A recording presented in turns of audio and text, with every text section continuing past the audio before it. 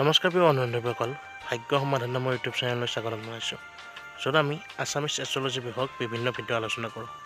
আহক তেনে জানি লওঁ 22 এপ্ৰিল বহাগৰ প্ৰথম অমাৱস্যা কি উপায় কৰিলে আমাৰ সৌভাগ্য উদয় হ'ব।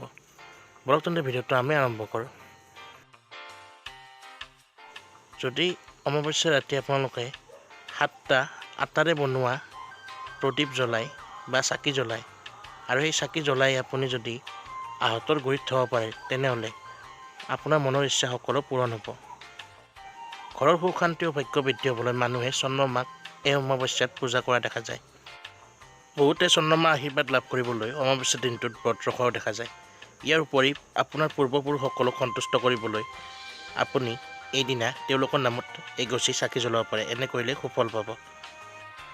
এইদিনা চন্দ্ৰমাক ধ্যান কৰি আপুনি যদি গছ ৰোপণ কৰে, তেনেহ'লে আপোনাৰ পূৰ্বপুৰুষসকলে শান্তি পায়। এই ৰাতিত ওম শ্ৰীং বুলি মা লক্ষ্মীৰ মন্ত্ৰটো 1000 বাৰ জাপ কৰিলে ধনৰ অভাৱ কেতিয়াও নহয়।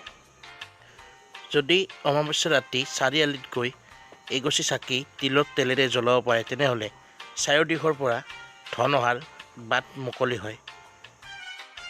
বন্ধুসকল, এয়াই আছিল অমাৱস্যাত কৰিব পৰা কেইটামান বিশেষ উপায়, যাৰ দ্বাৰা জীৱনত সুখ শান্তি আৰু সৌভাগ্য সকলো বৃদ্ধি হয়।